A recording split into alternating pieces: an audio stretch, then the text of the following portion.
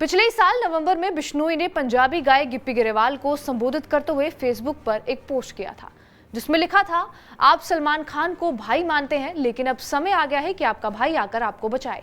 ये संदेश सलमान खान के लिए भी है। इस भ्रम में ना रहे कि दाऊद आपको बचा लेगा, कोई नहीं बचा सकता। सिद्धू मूसेवाले की मौत पर आपकी बातें सुनी, हम सब जानते हैं कि वो कैसा व्यक्ति था और उसने कितने आपराधिक संबंध थे। अब आप हमारे रडार पर आ गए हैं। इसे ट्रेलर ही समझिए, पूरी फिल्म जल्द ही रिलीज होगी। आप जिस देश में जाना चाहें भाग जाएं, लेकिन याद रखें, मौत के लिए वीजा की जरूरत नहीं होती, वो बिना बुलाए आती है। ये लॉरेंस बिश्नोई की दी हुई धमकी थी। बॉलीवुड एक्टर सलमान खान को मिली मौत की धमकी, सिद्धू मूसेवाले की हत्या, साउथ दिल्ली के पॉश इलाके में एक जिम मालिक की गोली मारकर हत्या और अब एनसीपी नेता बाबा सिद्दीकी की हत्या। इन सब में एक नाम कॉमन है, लॉरेंस बिश्नोई, जो गुजरात की साबरमती जेल में बंद है। ये शख्स गुजरात की जेल में बंद है, फिर भी अपनी गैंग को जेल से ही चला रहा है। लेकिन सलाखों के पीछे से वो अपना गुट कैसे चला पा रहा है? 31 साल का लॉरेंस बिश्नोई पंजाब के फिरोजपुर जिले के धतरावली गांव में किसान का बेटा है, जो बिश्नोई समुदाय से ताल्लुक रखता है। पंजाब यूनिवर्सिटी में पहुंचने के बाद इसने क्राइम की दुनिया में कदम रखा। गोल्डी बरार से मिलने के बाद एक FIR उस पर दर्ज होने लगी। बिश्नोई को पहली बार 2012 में बठिंडा में जेल भेजा गया था और फिर उस पर महाराष्ट्र संगठित अपराध नियंत्रण अधिनियम यानी कि मकोका के तहत आरोप लगाए जाने के बाद तिहाड़ जेल भेज दिया गया था। लॉरेंस बिश्नोई के गैंग के पास 700 शूटर हैं, जो देश के 5 राज्यों में फैले हुए हैं।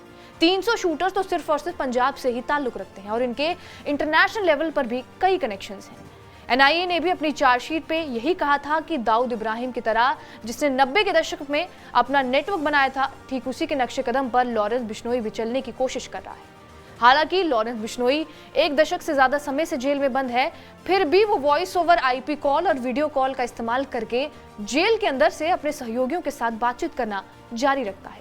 उसने जेल के अंदर से ही TV चैनलों को इंटरव्यू भी दिए हैं। लॉरेंस बिश्नोई दरअसल डब्बा कॉलिंग का भी इस्तेमाल करता है। डब्बा कॉलिंग यानी वो कॉल जो ज्यादातर वर्चुअल प्राइवेट नेटवर्क यानी कि VPN के जरिए की जाती है। ये किसी डिवाइस और एक रिमोट सर्वर के बीच में एक एन्क्रिप्टेड कनेक्शन होता है, जिससे व्यक्ति की ऑनलाइन पहचान छिपी रहती है। इससे जांच करने वालों के लिए कॉल के सोर्स का पता लगाना मुश्किल हो जाता है। जब कॉल फोरेंसिक जांच के लिए जाती है तो सुराग अपराधी के किसी सहयोगी की जगह पर खत्म होता है, जबकि सरगना मीलों दूर बैठा होता है।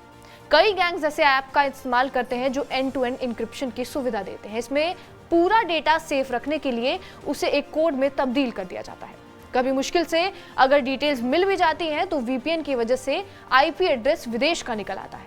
जब तक कानूनी प्रक्रिया पूरी होती है, उससे होते होते महीनों गुजर जाते हैं और तब तक गैंगस्टर कहीं और चला गया होता है। अगर भारत की ही IP कहीं मिल भी जाए तो अक्सर पता चलता है कि सिम कार्ड या डोंगल फर्जी दस्तावेजों पर खरीदा गया था। लेकिन यहाँ पर जो बात चिंता करने वाली वो ये है कि क्या जेल अधिकारियों की मिलीभगत के बिना ये काम किया जा सकता है। और सोचने वाली बात यहाँ ये भी है कि बिश्नोई का प्रभाव क्षेत्र कितनी ऊपर तक कैसे फैला हुआ है। यानी बिना किसी सपोर्ट के इतने बड़े अपराध सिंडिकेट को चलाना आसान नहीं है, जो लॉरेंस बिश्नोई अभी भी जेल में बैठे हुए कर रहा है।